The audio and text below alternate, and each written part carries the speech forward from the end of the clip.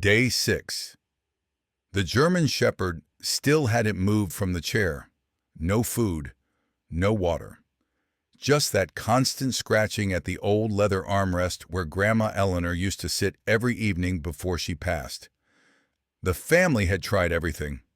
Treats, toys, even bringing in a veterinarian who diagnosed behavioral trauma and recommended sedation. But Bailey refused to leave that chair.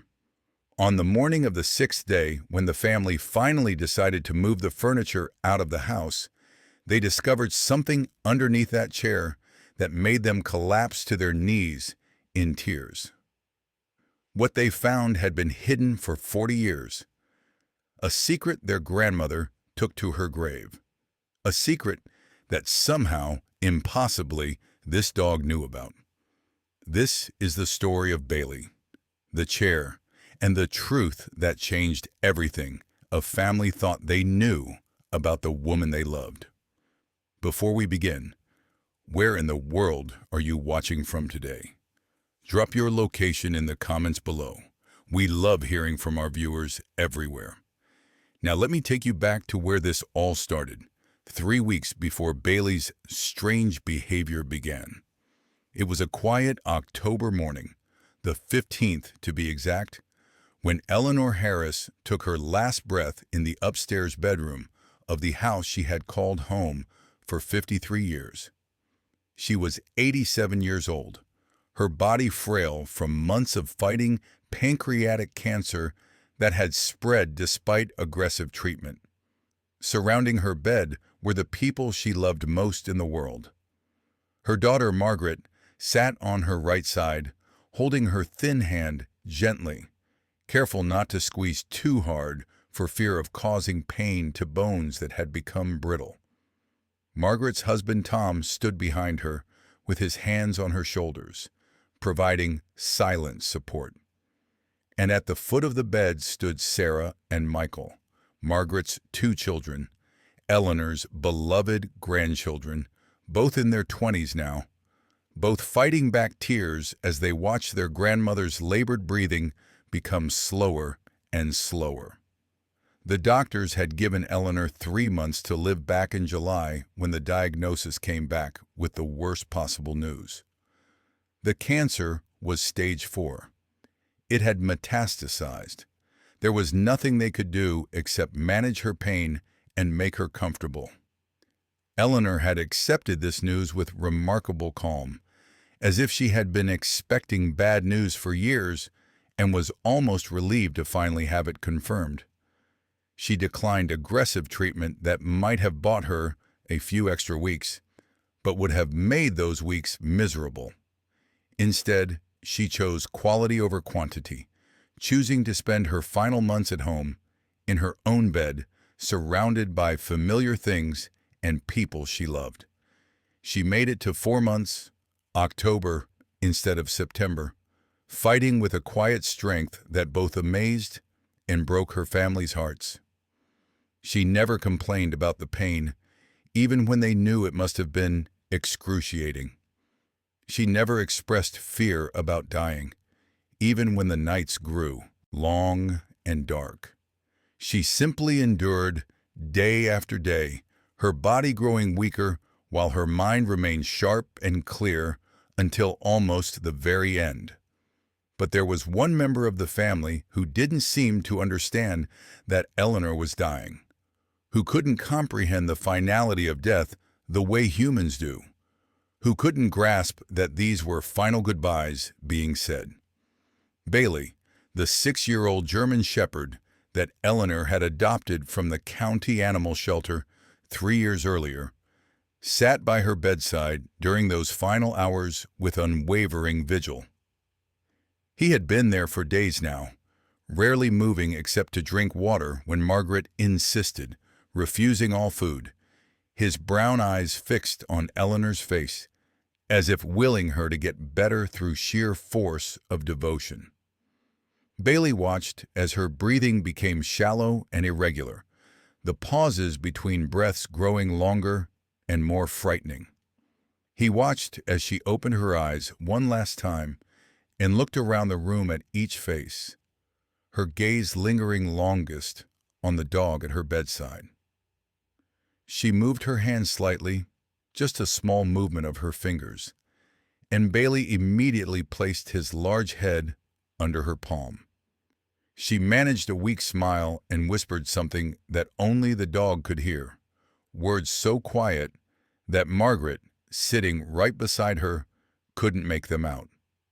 Then Eleanor took one last breath, her chest rising slowly one final time before falling still and remaining still. The room was completely silent for a long moment. Nobody moved. Nobody spoke.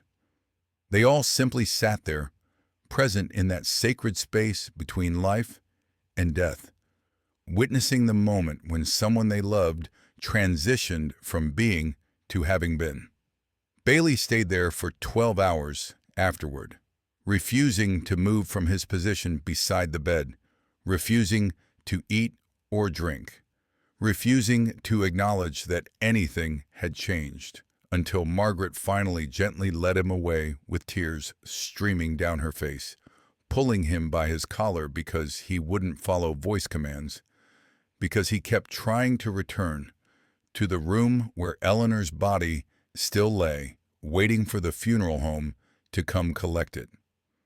Eleanor Harris had lived in the same house in rural Pennsylvania for 53 years, ever since she and her husband Richard had bought it as newlyweds back in 1960.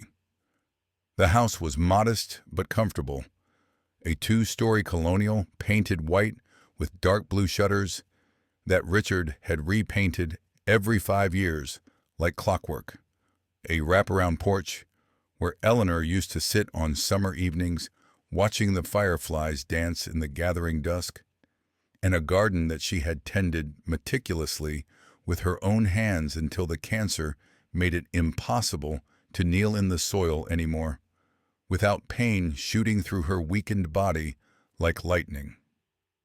She had raised Margaret in that house, teaching her daughter to bake bread from scratch in the kitchen on Saturday mornings, the smell of yeast and flour filling the house, to tend roses in the garden every spring, showing her how to prune carefully to encourage new growth, to appreciate the simple quiet beauty of rural life away from the noise and rush of cities. She had buried her husband there, or rather, in the small cemetery behind the First Methodist Church, where they had been married 62 years earlier, back when Elvis Presley was still shocking America with his hip gyrations, and the world seemed simpler, more innocent, less complicated than the world Margaret and her children inhabited now.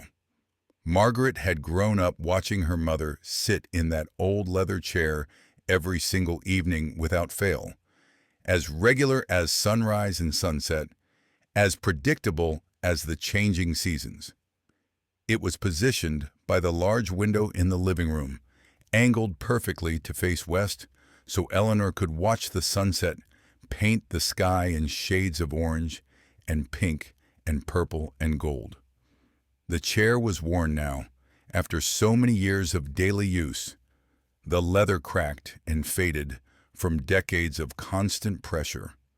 The cushions compressed and molded to the exact shape of Eleanor's body, conforming to every curve and angle so perfectly that when Margaret had sat in it once as a teenager, it had felt strange, wrong, like wearing someone else's shoes. The armrests were scratched in places from years of Eleanor's hands resting there, the stitching loose in others, where the leather had pulled away from the frame, the wooden legs scuffed and marked from being moved countless times over the decades. Margaret had offered many times over the years to buy her mother a new chair, especially as Eleanor grew older, and the chair seemed to offer less and less comfort, its padding worn thin, its frame creaking with age.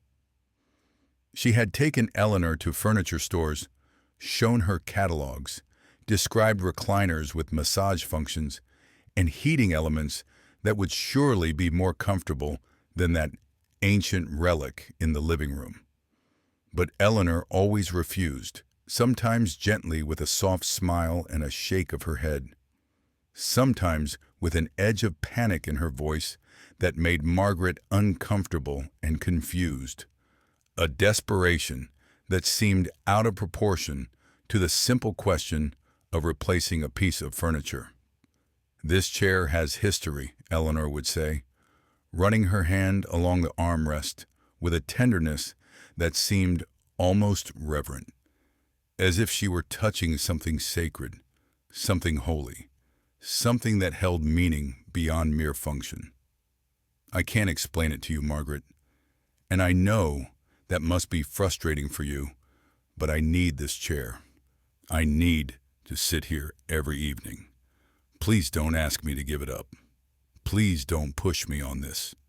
Margaret never understood what her mother meant by that cryptic statement, those mysterious words that hinted at depths she couldn't fathom. She assumed it was sentimentality, perhaps a connection to her father Richard, who had sat in that same chair reading his evening newspaper for 30 years before the massive heart attack took him suddenly and without warning at age 75. Dropping dead in the garden while pruning the roses, his secateurs still clutched in his hand when Eleanor found him 20 minutes later. She thought perhaps the chair held memories of quiet evenings spent together, of companionable silence, of the comfortable intimacy of a long marriage. She never pushed the issue after those first few attempts. Some things she had learned over the years, through trial and error and occasional painful conversations that went nowhere. Her mother simply didn't want to discuss topics that were off limits for reasons Eleanor would never explain, and pushing her on those topics only resulted in uncomfortable silence and abruptly changed subjects and sometimes days of tension between them that Margaret hated.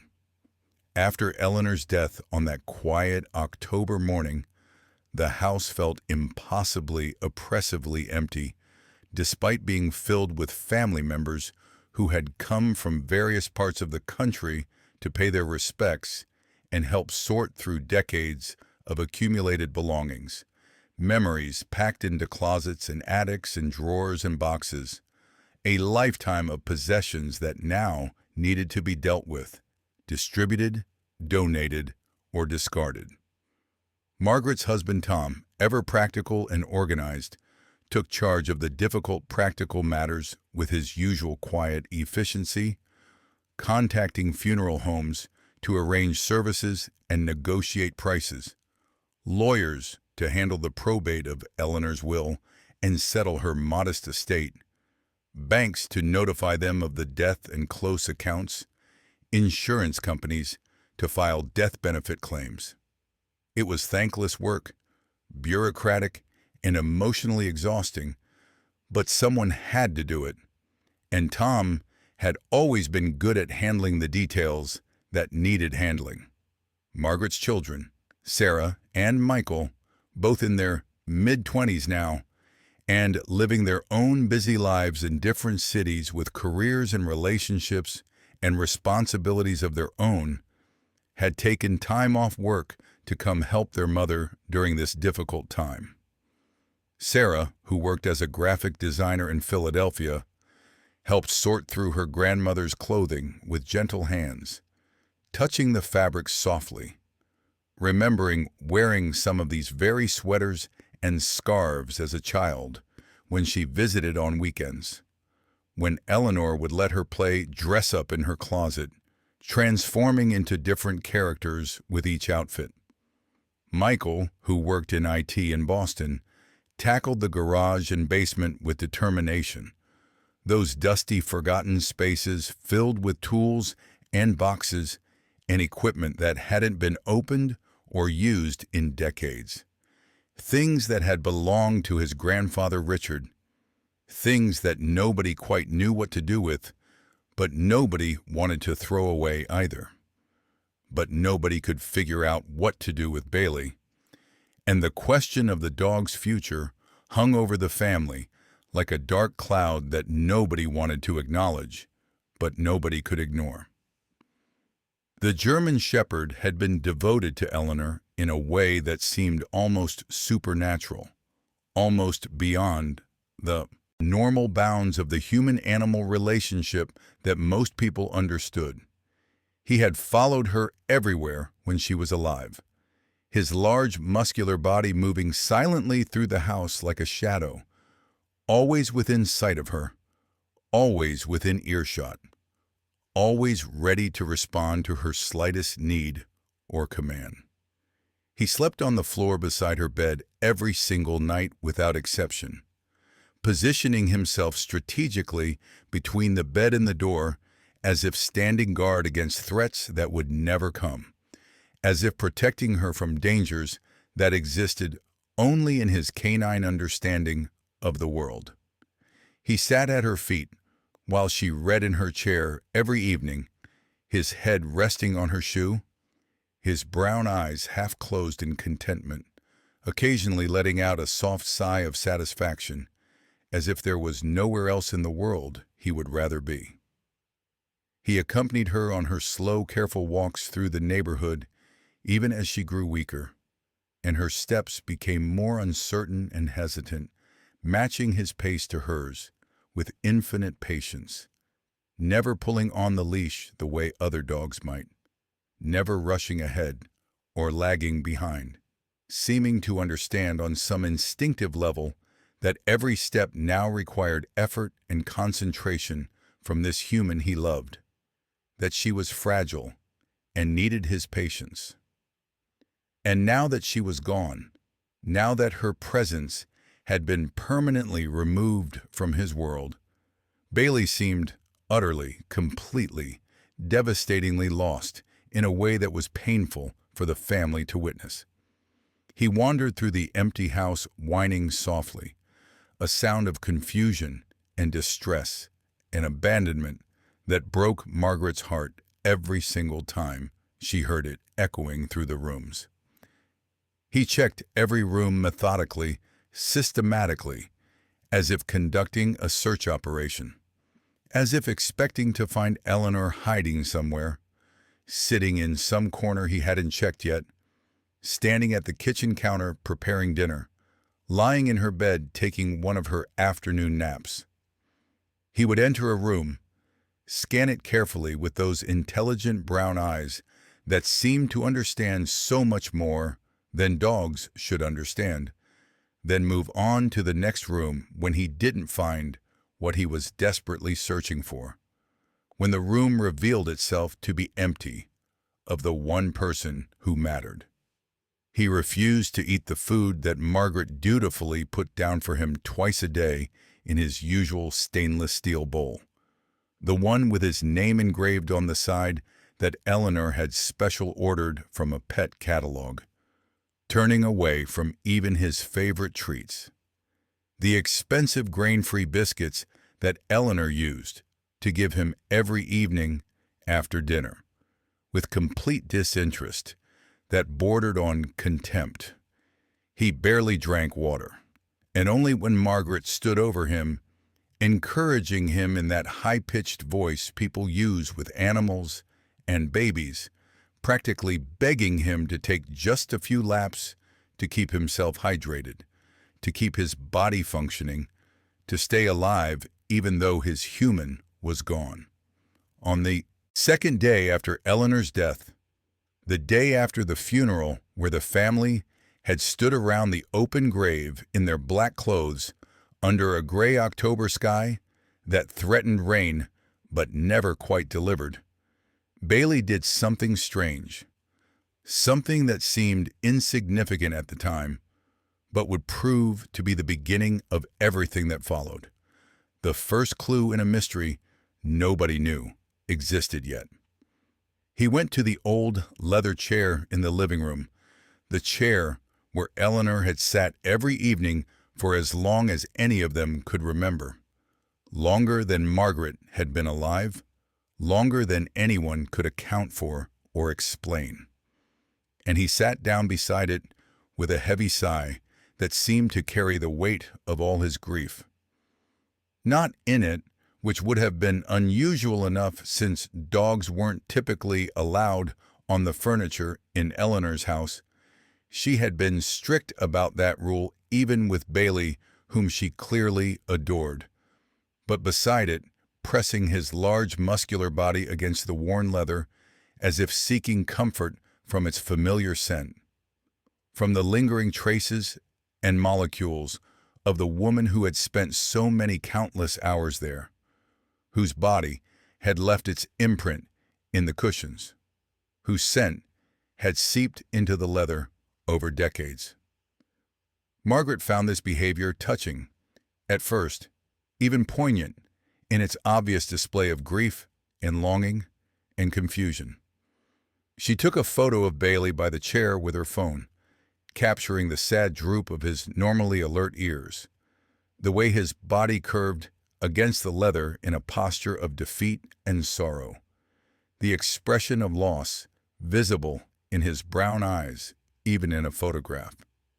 She posted it on social media with a heartfelt caption about grief and loyalty, about how animals mourn just like humans do, but without the words to express their pain, about how her mother's dog was clearly missing his beloved owner and didn't understand where she had gone or why she wasn't coming back.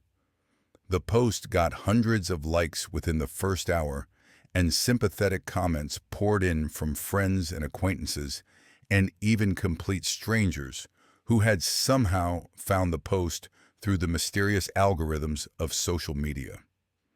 People shared stories of their own pets grieving lost owners, heartbreaking tales of dogs who wouldn't eat for weeks after their humans died, cats who searched for months for people who would never return, birds who stopped singing when their favorite person passed away. It was comforting in a strange way, this outpouring of understanding and empathy, this acknowledgement that loss affects all creatures, not just humans, that grief is universal across species. But by the third day, Bailey's behavior had escalated from touching and poignant to concerning and frankly disturbing in a way that made Margaret increasingly worried about the dog's well-being and mental state. He was no longer just sitting beside the chair in quiet grief. He was actively, obsessively, relentlessly pawing at it with his front paws, his claws scraping against the leather in a repetitive motion that never seemed to stop or slow. Specifically, he was pawing at the right armrest, always the right armrest, the side where Eleanor's hand used to rest every evening, where her palm had worn the leather smooth over decades of contact. His claws scratched against the surface repeatedly, insistently, desperately, leaving new marks on top of the old ones Eleanor's hands had made, as if he were trying to dig through the leather to something beneath, something hidden, something important. When Margaret tried to pull him away, gently at first and then more firmly when he resisted, Bailey growled for the first time in the 3 years Eleanor had owned him. Not an aggressive growl that suggested he might bite, not a threatening sound that made Margaret fear for her safety, but a defensive growl that communicated clearly he was guarding something precious, something that shouldn't be disturbed or moved or taken away, something that mattered more than food or water or his own comfort. Margaret called her husband into the living room, her voice tinged with worry and confusion. "Tom, look at this. He won't stop scratching. He's been doing it for hours now. This isn't normal grief. This is something else." Tom knelt beside the dog, speaking softly in that calm voice he used when dealing with animals and small children, trying to project reassurance and authority in equal measure. "Hey, buddy, it's okay. I know you're sad. I know you miss her. We all miss her. But you need to eat something. You need to take care of yourself. Come on, let's get you some food." Bailey ignored him completely, as if Tom hadn't spoken at all, as if he were invisible or irrelevant or simply not important enough to acknowledge. His focus remained fixed with laser intensity on that right armrest, on that specific spot where Eleanor's hand used to rest. Scratch, scratch, scratch. The sound filled the quiet house, echoing off the walls, becoming a soundtrack to their grief, a constant reminder that something was wrong, something was broken, something needed to be fixed, but they didn't know how. By the fourth day, Bailey had stopped eating entirely, completely refusing all food, regardless of what they offered or how they tried to tempt him. Margaret grew desperate, her worry transforming into panic as she watched the dog grow visibly thinner, his ribs starting to show through his coat, his energy flagging, his eyes becoming dull and sunken. She tried tempting him with Eleanor's favorite foods, thinking maybe the familiar smells would somehow comfort him, or trigger his appetite, or remind him that life went on even after death. She cooked chicken breast, which Eleanor used to give Bailey as a special treat on Sundays. She opened cans of expensive wet food that Eleanor had bought by the case. She tried everything she could think of, every trick and strategy she had ever heard of for getting a reluctant dog to eat. Nothing worked. Bailey's single-minded focus on that chair, on that armrest, on that specific spot, never wavered or weakened. He scratched and pawed and whined, occasionally looking up at Margaret with eyes that seemed to be pleading with her to understand something, to see something, to do something that she couldn't figure out no matter how hard she tried. On the fifth day, Margaret made the decision to call in professional help. She couldn't watch this anymore. She couldn't stand by and watch Bailey slowly destroy himself with grief. She looked up the number for Dr. Patricia Chen, the veterinarian who had treated Eleanor's various pets over the years, who had a reputation in the community for being not just skilled technically, but also compassionate and understanding of the emotional bonds between humans and animals. Dr. Chen had been practicing veterinary medicine for over 2 decades, 23 years to be exact. She had seen countless animals over those years, had treated every imaginable condition and injury, had witnessed death and birth and recovery and decline. She thought she had seen every type of animal behavior imaginable, every variation of grief and joy and fear and aggression. But when Margaret Harris called her office that afternoon, her voice breaking as she described her German Shepherd's obsessive behavior toward a piece of furniture, Dr. Chen knew immediately that this was different, that this was something unusual, something that deserved her attention and expertise. "He hasn't eaten in 5 days, Margaret said on the phone, struggling to keep her voice steady and failing. "He just sits there pawing at my mother's chair, scratching the armrest over and over, whining. We can't get him to move.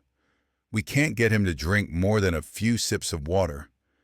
Dr. Chen, I'm scared. I think he's dying of grief. I think he's giving up." Dr. Chen arrived at the Harris home later that afternoon, her medical bag in hand, her manner gentle and reassuring in the way that good doctors have, whether they treat humans or animals. Margaret led her into the living room where Bailey had been stationed for days now, explaining the timeline as they walked, describing how the behavior had started and then escalated, how nothing they tried had worked. "Show me," Dr. Chen said quietly.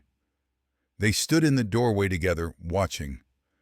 Bailey was exactly where he had been for days, his body pressed against the chair, his right paw raised and scratching, scratching, scratching at that armrest in a motion that had become mechanical, automatic, as if he couldn't stop even if he wanted to. Dr. Chen knelt beside him slowly, moving carefully so as not to startle him, speaking in a low, soothing voice. "Hey there, Bailey. Hey, boy. Let me take a look at you." She examined him carefully and thoroughly, her experienced hands moving over his body, checking his vitals with practiced efficiency. She looked at his eyes with a penlight, checking pupil response. She examined his gums, looking for signs of dehydration or illness. She listened to his heart and lungs with her stethoscope. She checked his paws, which were raw and bleeding slightly from the constant scratching against the leather. Physically, aside from obvious dehydration and significant weight loss, there was nothing acutely wrong with him that she could detect. No fever, no signs of infection or disease, no indication of physical pain or injury beyond the self-inflicted damage to his paws. Dr. Chen sat back on her heels after the examination, her expression thoughtful and concerned. "It's behavioral," she said finally, speaking carefully, choosing her words with the precision of someone who knows that what they say will be remembered and acted upon. Trauma response to losing his owner, separation, anxiety at an extreme level. Dogs can grieve just like humans. We know this scientifically now.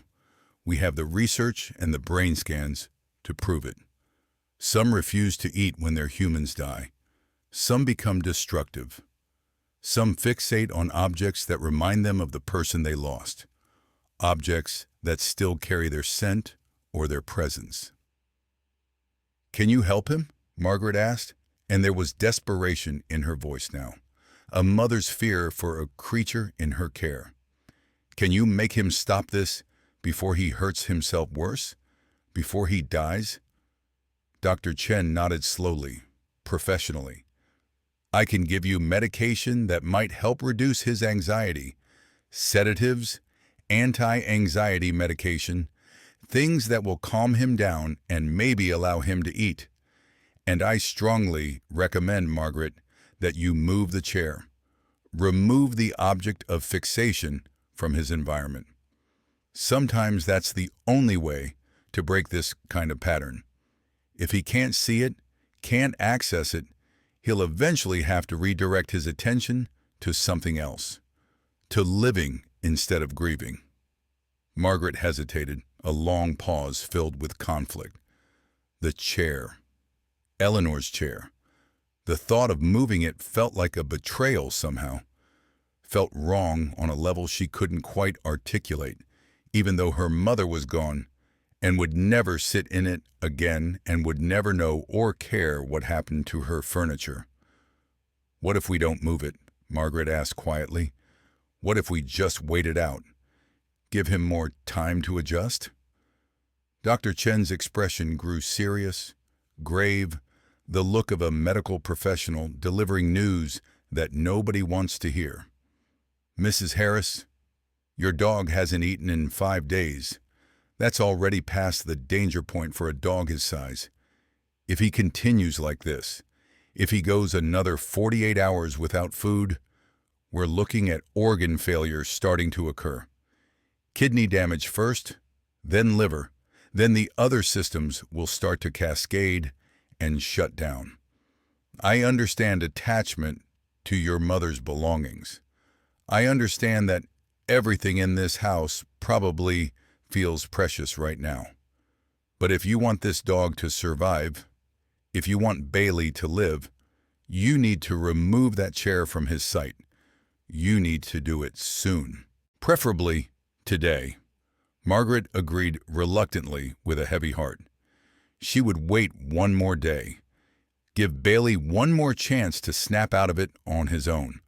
One more opportunity to choose life over whatever this obsessive behavior represented. But if he didn't improve by morning, if there was no change in his condition or his behavior, She would move the chair. She would call someone to come take it away, donate it to charity, or put it in storage, or do whatever needed to be done to save the dog's life. That night, Margaret sat alone in her old childhood bedroom upstairs, unable to sleep despite her exhaustion, her mind racing with memories and worries and questions that had no answers. The house was quiet, except for one sound that drifted up from the living room below, carrying through the floorboards and the darkness. Scratch, scratch, scratch. Endless and persistent and somehow desperate. The sound of Bailey's claws against leather, over and over, never stopping, never slowing. A rhythm that had become the heartbeat of the grieving house. She lay there in the darkness, staring at the ceiling that she had stared at so many times as a child and teenager, remembering. She thought about her mother, about the woman Eleanor had been, strong, independent, fiercely private about certain aspects of her life that she guarded like state secrets. There had always been a sadness in Eleanor that Margaret couldn't quite understand or penetrate, a grief that seemed older than her father's death, deeper than the loss of one person, more profound than anything Margaret had experienced in her own life. She had asked about it once years ago when she was in college and thought she understood the world better than she actually did. "Mom, you always seem sad. Even when you're smiling, even when you're laughing, there's something in your eyes. Like something's weighing on you. Like you're carrying something heavy that nobody else can see. What is it? What makes you so sad?" Eleanor had looked at her with those tired, knowing eyes and said simply, quietly, with finality, "Some things are better left buried, Margaret. Some pain is too old to examine. Some secrets are kept for good reasons, and digging them up doesn't help anyone. Just let it be." Margaret hadn't pushed after that. She'd learned early in life that her mother had boundaries that shouldn't be crossed, topics that were off limits, questions that wouldn't be answered no matter how persistent you were or how much you felt you deserved to know. Now, lying in the darkness, listening to Bailey's relentless scratching downstairs, Margaret wondered for the first time whether she should have pushed harder, whether there were things about her mother she should have known, but never asked about, secrets that Eleanor had carried to her grave that might have helped Margaret understand her better, love her more completely, appreciate the full complexity of the woman who raised her. The sixth morning arrived gray and cold, November weather arriving early, pushing autumn aside with cruel efficiency. Margaret came downstairs just after dawn to find Bailey still in the same position, still scratching with mechanical persistence, his paws even more raw than they had been the day before, his body visibly thinner, his coat dull, his eyes sunken deep in his skull. He looked like death itself, like grief made visible, like the physical manifestation of unbearable loss. "That's it," Margaret said firmly to Tom when he came downstairs a few minutes later, her voice filled with determination and sadness in equal measure. "We're moving the chair today, right now, this morning, before he literally scratches himself to death." Tom nodded agreement. He called their son Michael, who was still asleep in the guest room. "Michael, we need your help. We're moving Grandma's chair, right now." Together, the three of them approached the chair while Bailey watched them with alert, anxious eyes that seemed to understand what was about to happen. His body tensed. His scratching stopped for the first time in days. He stared at them with intensity that was almost human in its clarity. "Bailey, come!" Margaret commanded, using her firmest voice, trying to project authority she didn't feel, trying to lead the dog away from the chair so they could move it without traumatizing him further. Bailey growled, louder this time than he had before. His lips pulled back slightly from his teeth. His body tensed further, muscles coiling like springs, but he didn't move from his position. He didn't back down. He held his ground as if this were the most important battle of his life. "We have to do this," Tom said quietly, looking at Margaret with sympathy and determination. "It's for his own good. He'll thank us later, or he won't, but at least he'll be alive." They moved quickly, trying to minimize the confrontation, trying to get it over with as fast as possible. Tom grabbed one side of the heavy leather chair, Michael grabbed the other side. They lifted together with a grunt of effort. The chair was heavier than it looked, solid and substantial despite its age. As the chair came up off the floor, Bailey began barking frantically, desperately. Not aggressive barking that threatened attack, but panicked barking that communicated urgency and fear and distress, as if he were trying to warn them of something, as if he were trying to communicate something important that they weren't understanding, as if he were saying, "No, no, no, you don't understand. You have to look. You have to see. Please, please understand what I'm trying to tell you." The chair lifted higher.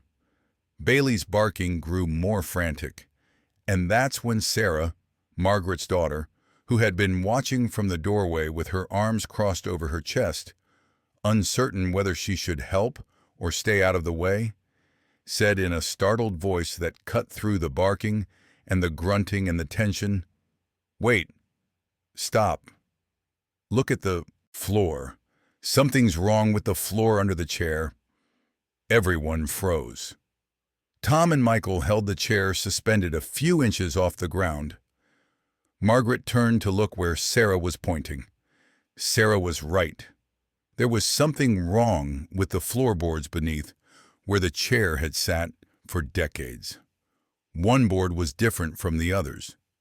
Not dramatically different, not obviously out of place, but different enough that once you saw it, you couldn't unsee it. The wood was a slightly different shade, as if it had been replaced at some point or had aged differently than the surrounding boards. And the edges didn't quite line up perfectly with the adjacent boards, leaving tiny gaps that shouldn't have been there in a floor that was otherwise perfectly fitted.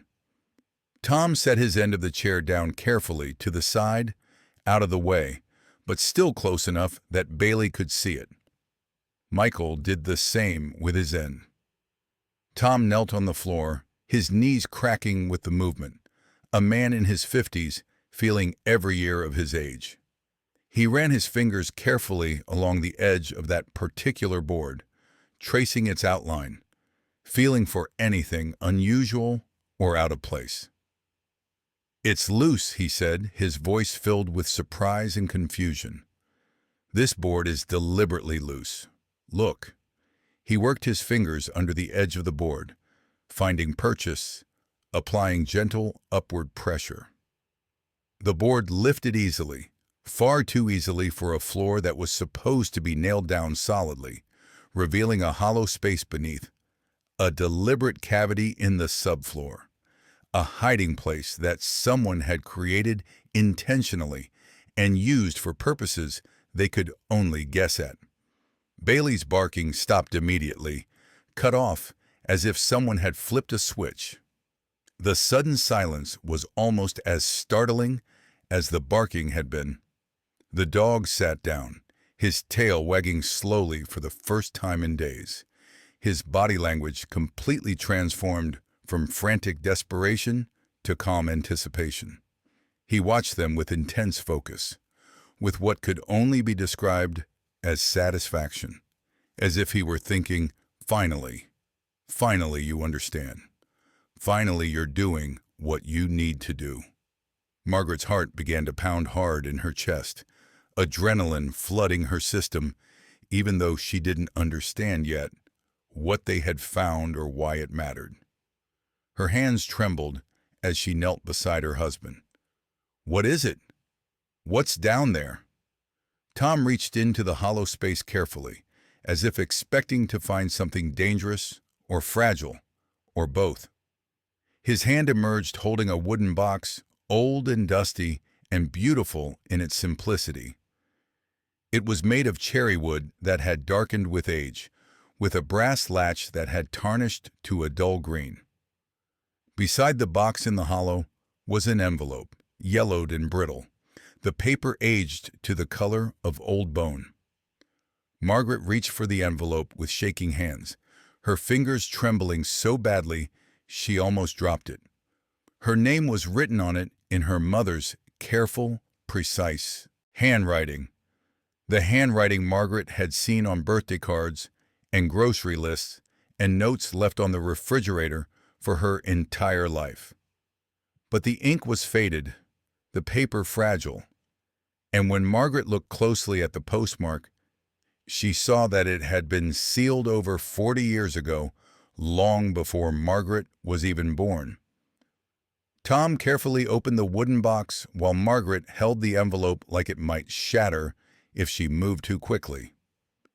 Inside the box was a black and white photograph, professionally taken and carefully preserved, protected from light and air by the sealed container. The photograph showed Eleanor, incredibly young, impossibly young, maybe 21 or 22 years old, decades before Margaret was born, before Richard even, before the life Margaret knew had begun. She was holding a baby in the photograph, a little boy with dark hair and serious eyes, and tiny fingers wrapped around Eleanor's thumb. Eleanor's expression in the photo was one of pure love, mixed with profound sorrow, joy, and grief existing simultaneously on her young face, creating an expression of such complexity that it was almost painful to look at. Margaret stared at the photograph, her mind struggling to process what she was seeing, struggling to make sense of this image that contradicted everything she thought she knew about her mother's life. "I don't understand," she whispered. "Who is this baby? Why does Mom have a picture of herself with a baby I've never seen before?" Her daughter Sarah, reading over her shoulder with the curiosity of youth, reached for the photograph gently. She turned it over.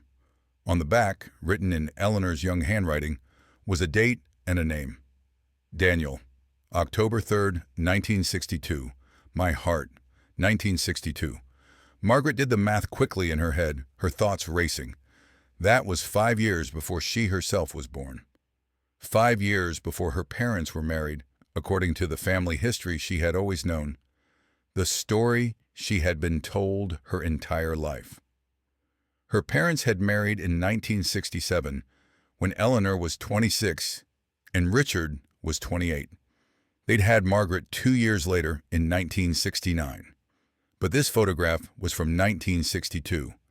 This photograph showed her mother at perhaps age 21, holding a baby named Daniel. A baby Margaret had never heard of, never been told about, a baby who had been erased from the family history as completely as if he had never existed. With shaking hands that she could barely control, Margaret opened the envelope carefully, trying not to tear the brittle paper that felt like it might disintegrate at any moment.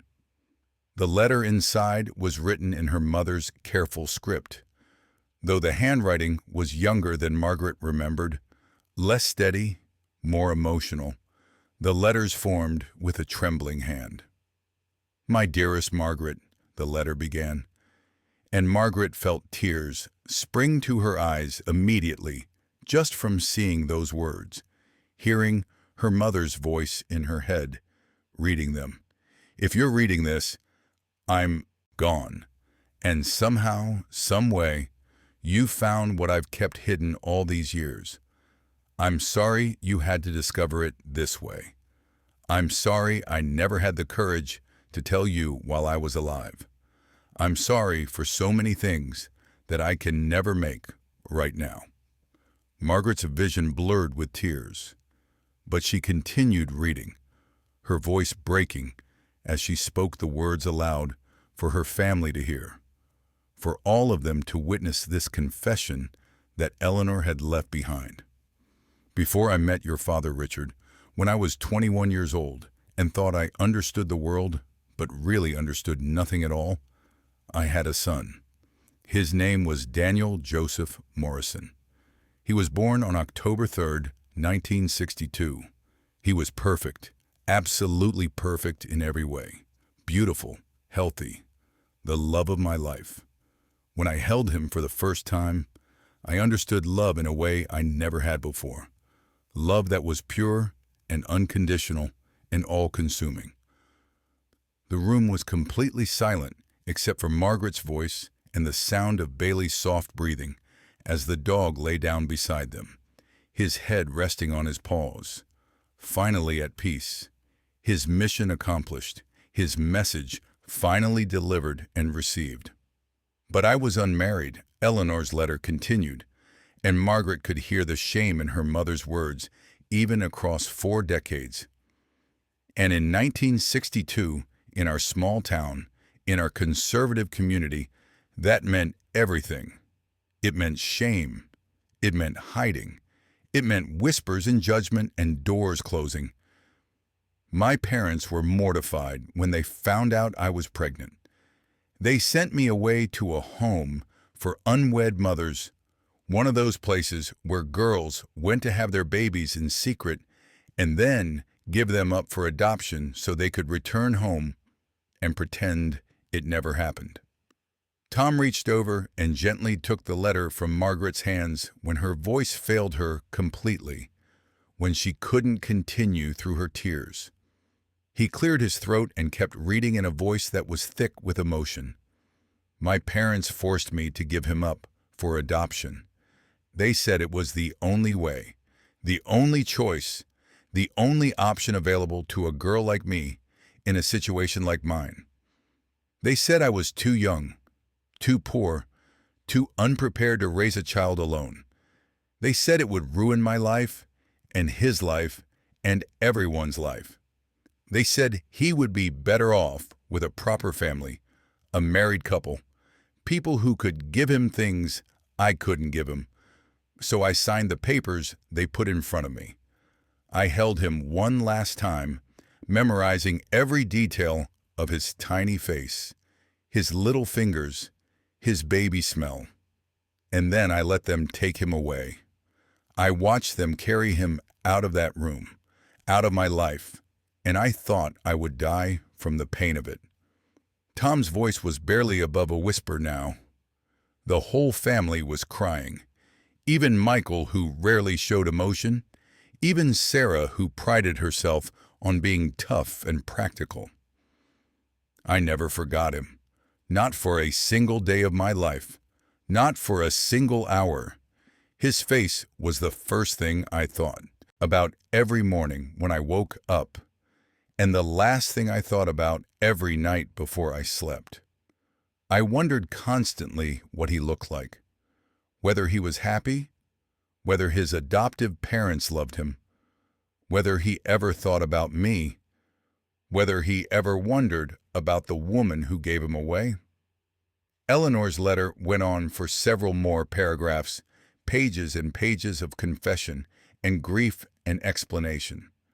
She wrote about how she had put this box in this hiding place under the floor when she and Richard bought the house in 1960, 2 years before Daniel was born, preparing even then for a secret she would need to keep.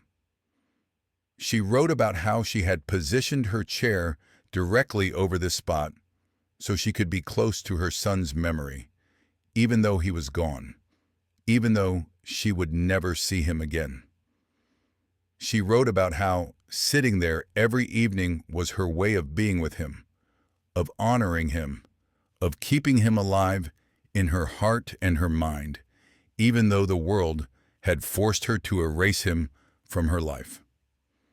She wrote about meeting Richard and falling in love with him, a good man who never knew about Daniel, who she could never tell because she was too ashamed, too afraid of being judged, too traumatized by what had happened.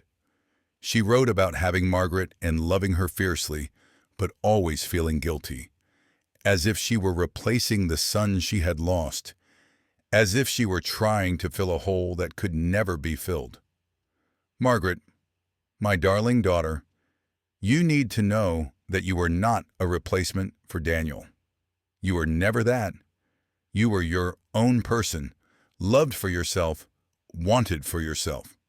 But there was always a part of my heart that belonged to the son I lost, a part I could never share with you, or your father, or anyone. That's why I was sometimes sad in ways you couldn't understand. That's why I needed this chair, this spot, this connection to the child I gave away. That's why I could never explain what this chair meant to me. Eleanor wrote about trying to find Daniel many times over the years, contacting adoption agencies, hiring investigators, writing letters to government offices. But adoption records in the 1960s were sealed permanently, locked away by law, impossible to access. She never knew what happened to him. She never knew if he was happy or sad, healthy or sick, alive or dead. She spent 40 years wondering, 40 years mourning, 40 years carrying this secret alone. I tried to tell you the truth so many times, Eleanor's letter said, near the end. I would plan it out in my head, rehearse the words, imagine how the conversation would go. But I could never do it. I was too afraid, too ashamed, too worried about how you would see me, whether you would still love me if you knew what I had done, whether you would judge me the way I judge myself every day for giving away my own child. The letter ended simply, heartbreakingly. I love you. I always have. I loved you from the moment you were born until the moment I died. And I loved him too, my Daniel, even though I never saw him again after that day in 1962. Both of you, always, forever in my heart. I hope someday you can forgive me for keeping this secret. I hope someday you can understand. All my love, always, Mom. Margaret sat on the floor surrounded by her family, holding the photograph of her mother with the baby brother she'd never known existed, a sibling who had been erased from history, removed from the family tree as completely as if he had never been born. 40 years.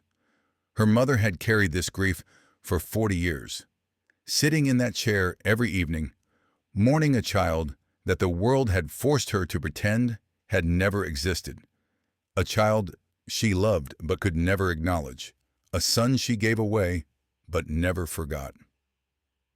How did Bailey know? Sarah whispered finally, breaking the heavy silence. How did the dog know to make us look under the chair? How did he know there was something there? Nobody had an answer at first. Bailey was 6 years old. He'd only been with Eleanor for 3 years.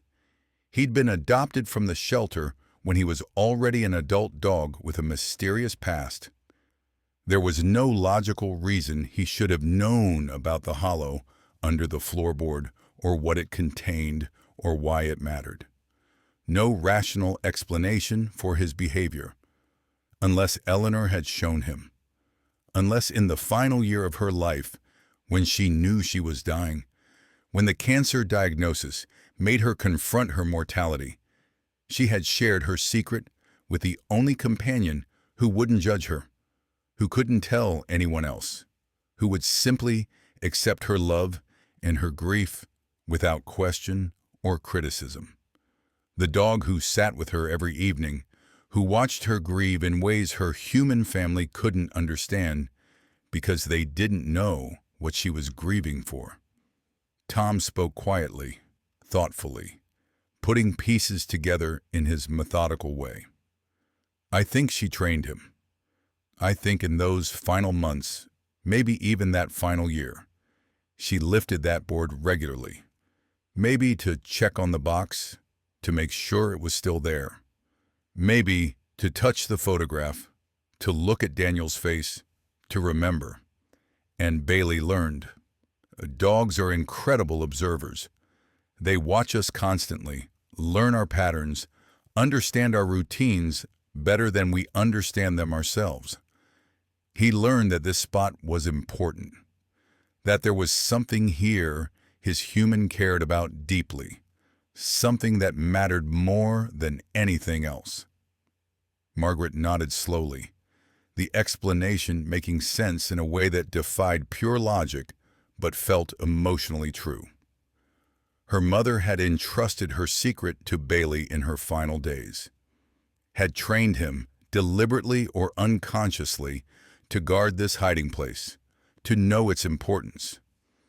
And when Eleanor died, Bailey had done everything in his power to make sure that secret was finally revealed, that the truth she couldn't speak while alive was discovered after her death.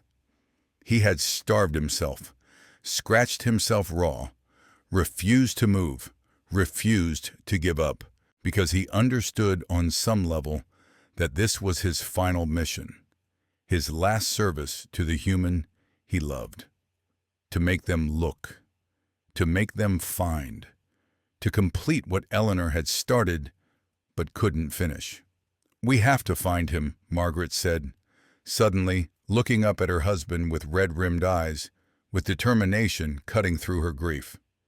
"Daniel, we have to find my brother. If he's still alive, if there's any way to track him down, we have to try. Mom wanted us to find this for a reason. She left this here for a reason. She trained Bailey to show us for a reason. We have to honor that. We have to complete what she started." The search took 3 long, frustrating, heartbreaking months. They hired private investigators who specialized in adoptions. They contacted adoption registries and reunion services. They searched through newly accessible records that had been sealed for decades, but were now being opened as laws changed and perspectives evolved. They followed leads that went nowhere and tips that turned out to be dead ends. They had their hopes raised and dashed repeatedly. But finally in January, 3 months after finding the box under the floor, they got the call they'd been hoping for. The investigator had found him. Daniel Morrison, now 62 years old, living in Portland, Oregon, with his wife Patricia and their 3 grown children. He had been searching for Eleanor too, had been looking for his birth mother for over 20 years. Ever since Oregon opened its adoption records and he learned her name for the first time. Margaret called him on a Tuesday evening in late January, her hands shaking so badly she could barely hold her phone, barely press the numbers to make the call.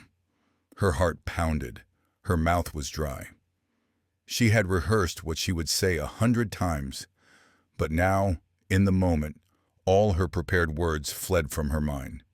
The phone rang once, twice, 3 times. Margaret almost hung up, almost lost her nerve. Then a man answered. "Hello?" His voice was deep, slightly rough, with a warmth that reminded Margaret immediately of her mother. "Daniel?" Margaret's voice came out as barely a whisper. "My name is Margaret Harris. I believe, I'm your sister, your biological sister. Eleanor Harris was my mother, was our mother." There was a long pause on the other end of the line, silence that stretched so long Margaret thought he might have hung up, might have decided this was a cruel joke and disconnected. But then she heard him take a shaky breath.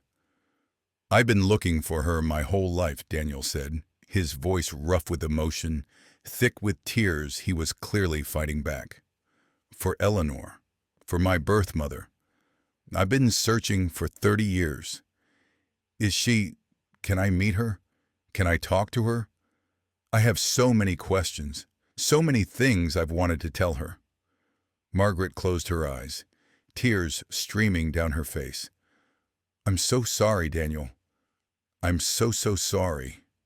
She passed away 3 months ago. In October, she had cancer. She died at home surrounded by family. But she left something for you. She never forgot you, Daniel. Not for a single day. Not for a single moment. She thought about you every day of her life for 60 years. She heard Daniel break down on the other end of the line, heard him crying openly, and she cried with him. Two siblings mourning a mother they'd both loved but could never share. Grief connecting them across the miles, across the decades of separation, across the years of secrets and silence. They talked for 2 hours that night, Margaret telling Daniel everything she knew, sharing the letter, describing the box, explaining about Bailey in the chair and how they had found the truth. Daniel told her about his life, about his childhood with his adoptive parents who had loved him and given him everything but could never fill the void of not knowing where he came from. He told her about his children, her nieces and nephews she'd never met. He told her about his career as a teacher, his marriage, his life in Oregon.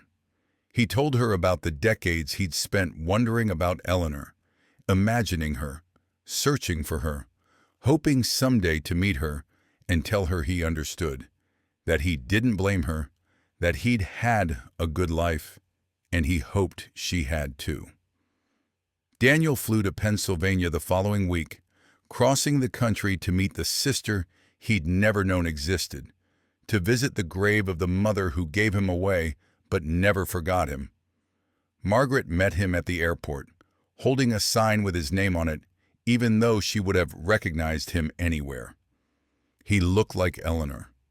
The same eyes, the same nose, the same expression of quiet sadness mixed with strength. They stood looking at each other for a long moment in the arrivals area of the airport. This stranger who was family. This brother she'd never known existed until 3 months ago.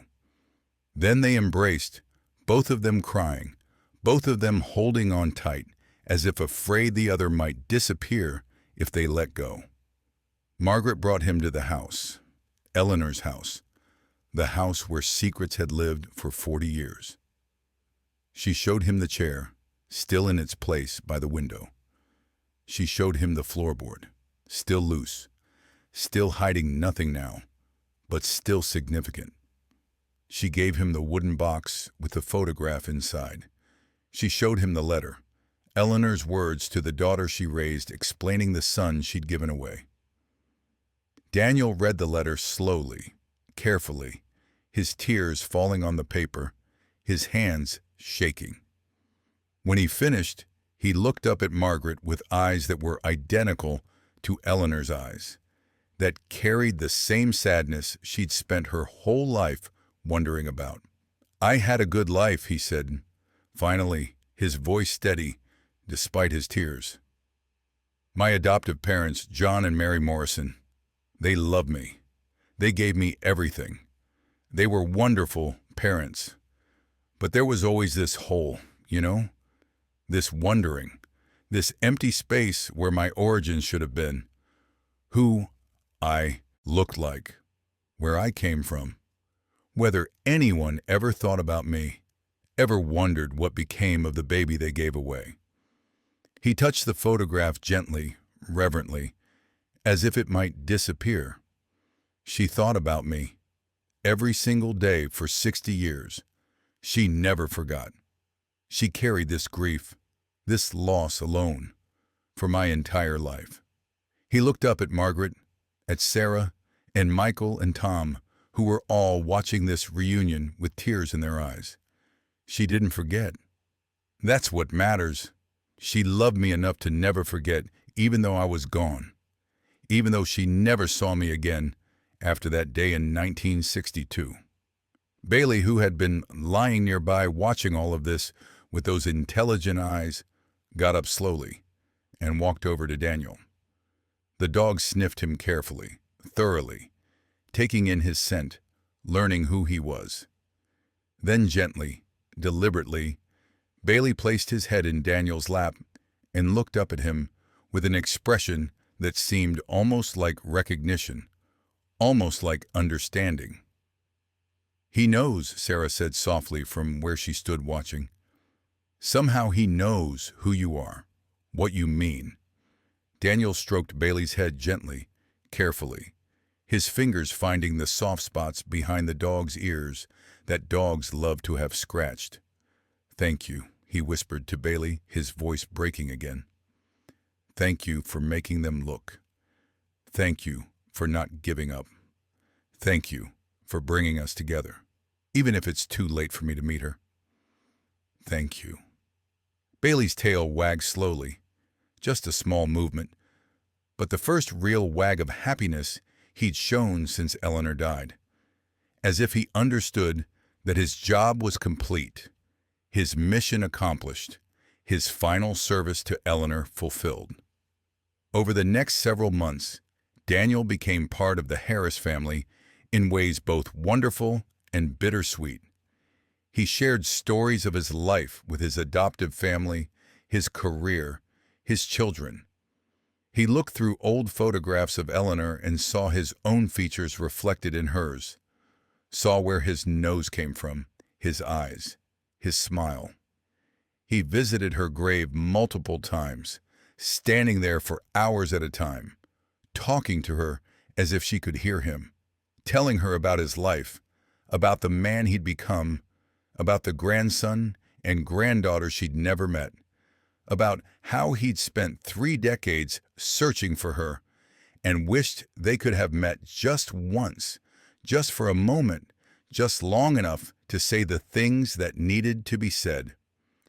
Margaret and Daniel discovered they were more alike than different, despite being raised in completely different families, in different states with different experiences. They had the same sense of humor, the same mannerisms, the same way of tilting their heads when they were thinking. Genetics, they realized, was powerful. Blood ties existed regardless of whether you grew up together. And Daniel took custody of Bailey. He completed her mission, Daniel said, when Margaret initially protested when she offered to keep the dog, to care for him in Pennsylvania, where he'd lived his whole life. "He made sure I was found. He refused to give up until someone understood what he was trying to say. He brought us together, brought me back to my biological family. Now he should live with me. It's what she would have wanted. It's the completion of the circle." Margaret agreed after thinking about it, realizing Daniel was right. Bailey had been Eleanor's dog, had loved Eleanor above everyone else. And now that Eleanor was gone, it made sense that Bailey would live with the son Eleanor had loved but couldn't keep, the child she'd mourned for 40 years. It was fitting somehow, poetic, a way of keeping the family together even in death. Bailey adapted quickly to his new home in Portland, seeming to understand instinctively that this was where he belonged now. He slept by Daniel's bed every night, just as he had slept by Eleanor's bed for 3 years. He accompanied Daniel on walks through the neighborhood, just as he had accompanied Eleanor. And sometimes, when Daniel sat in his own favorite reading chair in the evenings, Bailey would rest his head on Daniel's knee and close his eyes, and Daniel would stroke the dog's fur and talk to him about Eleanor, about the mother he'd never met, about the love that had persisted across 6 decades despite separation and shame and silence. Margaret visited Oregon often, bringing Tom and Sarah and Michael with her, building relationships with this brother she'd gained and his family she'd never known existed. They celebrated holidays together now. They shared birthdays. They introduced their children and grandchildren to each other, expanding the family tree in ways no one could have imagined 6 months earlier. On the first anniversary of Eleanor's death, the entire family gathered at her grave in Pennsylvania, a group that had more than doubled in size since her funeral the previous year. Margaret and Tom and their children were there. Daniel and his wife Patricia and their 3 children were there. Extended family members who had learned about the reunion came to witness this moment of healing and completion. And Bailey stood beside Daniel, his tail wagging slowly, as the family shared memories and tears and laughter, as they told stories about Eleanor that Daniel had never heard before, as they filled in the blanks of a life he'd wondered about for 6 decades. Daniel had commissioned a new plaque to be placed beside Eleanor's headstone. It was simple bronze, weathered to match the original. It read, "Daniel Morrison, 1962, present, your first child. Found at last, you never forgot. I never forgot. Rest now, knowing we're together." A woman walking her own dog through the cemetery that day stopped when she saw the gathering, when she saw Bailey sitting attentively beside Daniel. "That's a beautiful German shepherd," she said kindly. "How old is he?" Daniel smiled, a smile that looked exactly like Eleanor's smile, genetics expressing themselves across generations despite never meeting. 7 now. He belonged to my birth mother. When she died, he did something remarkable. He refused to leave her chair until my sister understood there was something hidden beneath it. He led them to discover my existence. He reunited a family that had been torn apart before I was even old enough to remember. He refused to give up until they found what was hidden. The woman looked at Bailey with new appreciation, with wonder. Dogs know things we don't they? They understand things we can't explain. Yes, Daniel agreed quietly, stroking Bailey's head. Yes, they do. They understand loyalty in ways we've forgotten. They understand love that persists beyond death. They understand that some truths are too important to stay buried forever. After the woman walked away, the family stood in silence for a few more minutes beside Eleanor's grave. Then Sarah, who had been doing research in her spare time because she couldn't let the mystery go completely, spoke up tentatively. "I found something interesting," she said. "I've been researching Bailey's history before Grandma adopted him, trying to understand how he came to her, and I discovered something that seems impossible but might explain everything." Everyone turned to look at her, waiting. Bailey's previous owner, the man who surrendered him to the shelter 3 years ago, was named Robert Morrison. He gave up Bailey when he moved into a nursing home and couldn't take pets with him. The name hit Daniel like a physical blow. His face went pale. Robert Morrison, that was my adoptive father. My dad. He died 4 years ago, but before that he lived in Pennsylvania, not far from here actually, before moving to assisted living in his final years. The pieces clicked together slowly, impossibly, connections forming that seemed too perfect to be coincidence, too unlikely to be random chance. Eleanor had adopted the dog that belonged to her son's adoptive father, the man who had raised the child she'd given away, the man who had taken Daniel and loved him and raised him and given him the life Eleanor couldn't provide. And somehow, in that connection, in that invisible thread linking all their lives together across decades and miles and choices made long ago, Bailey had carried memories, had held knowledge, had understood connections that should have been impossible for a dog to understand. "It's not possible," Tom said. shaking his head in disbelief. That's too much coincidence. That's too perfect. Things like that don't happen in real life. But Margaret was smiling through her tears, a smile of wonder and acceptance. Mom didn't believe in coincidence. She used to tell me that all the time. She believed in fate, in destiny, in the idea that the people and animals who came into our lives were meant to be there, that everything happened for reasons we might not understand until much later. She knelt down beside Bailey, looking into his intelligent brown eyes that had seen so much, understood so much, carried so much. You weren't just any dog, were you? You were the link, the connection, the bridge between past and present. You belonged to Daniel's father. Then you belonged to Daniel's mother. And when she died, you made sure Daniel was found. You connected all of us. Across all these years, all these miles, all these secret and separations, you were the thread that brought us back together. Bailey's tail wagged harder, more enthusiastically than it had since Eleanor's death. He licked Margaret's face, then turned to Daniel and licked his hand, as if acknowledging his role in this impossible, beautiful reunion, as if understanding exactly what Margaret was saying, as if he'd known all along what he was meant to do. The Harris and Morrison families left the cemetery together that day, bonded by love and loss and the mysterious knowledge of a dog who had refused to let a secret stay buried, who had understood somehow that there was truth that needed to be found, healing that needed to happen, a family that needed to be made whole again.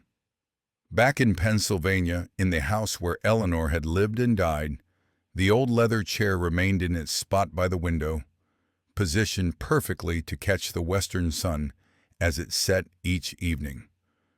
Margaret couldn't bring herself to move it or donate it or get rid of it. It held too much history, too many memories, too many secrets finally revealed, too much meaning to ever be just furniture again.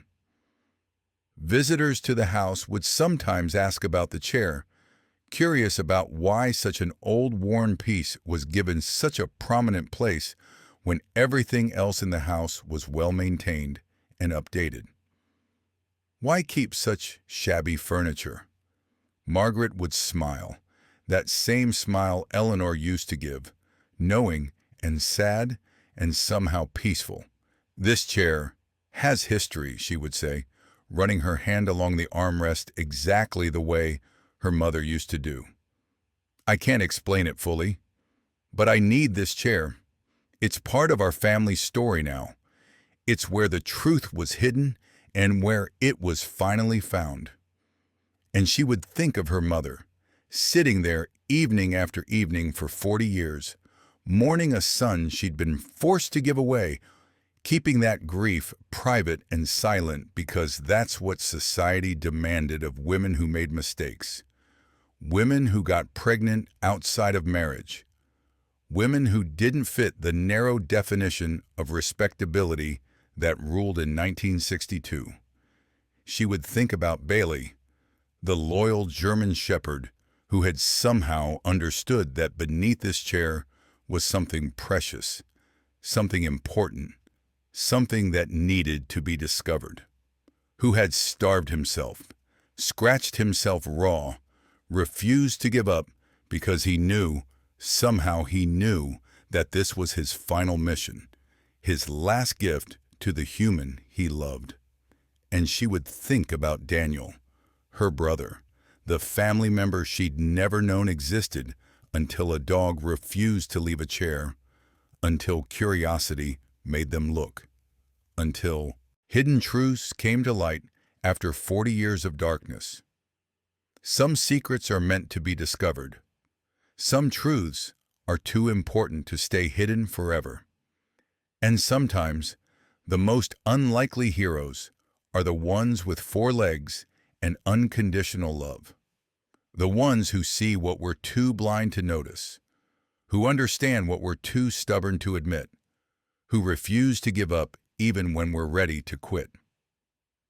Bailey lived to be 12 years old, spending his final years with Daniel and his family in Oregon, peaceful and content in a way he hadn't been since Eleanor's death.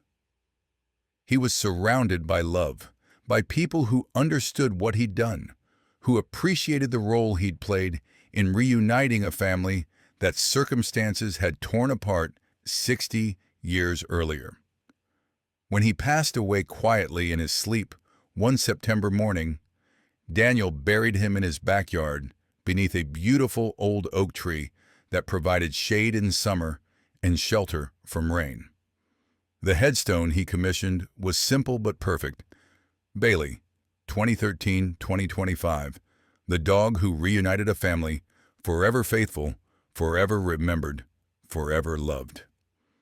Daniel and Margaret remained close for the rest of their lives, making up for lost time, building relationships that should have existed from birth but were denied them by circumstances and shame and the cruel social rules of 1962. They shared holidays, celebrated birthdays, introduced their children and grandchildren to each other, expanded the family tree in directions that should have existed all along, but were hidden by secrets. The family that had been torn apart by unwed pregnancy and forced adoption in 1962 was finally made whole again in 2015, 53 years later, all because of a German shepherd who refused to leave a chair, who understood that beneath the worn leather and old wood was a truth that needed to be found, healing that needed to happen, a love that had persisted across 6 decades despite separation and silence and shame. In the end, Eleanor got what she'd wanted, even if not in the way she'd imagined. She was reunited with her son, if not in life, then through the memories and connections and family bonds that outlived her. The grief she'd carried for 40 years was finally acknowledged, finally shared, finally understood by the family she left behind. The secret she'd been too ashamed to speak while alive was discovered after her death. And far from judging her, her family loved her more for it, understood her more completely, appreciated the depth of her sacrifice, and the strength it took to carry that grief alone for so many decades. Margaret often thought about that 6th day, the morning they finally moved the chair and discovered what lay beneath. She thought about how close they'd come to never knowing, to letting Bailey starve, to missing the truth entirely. If they'd moved the chair sooner, if they'd forced Bailey away from it earlier, if they hadn't been patient enough to let the mystery unfold in its own time. But they did wait. They did pay attention. They did listen to what the dog was trying so desperately to communicate. And in doing so, they received a gift they never knew they needed. The truth about Eleanor's hidden past. The brother Margaret never knew she had.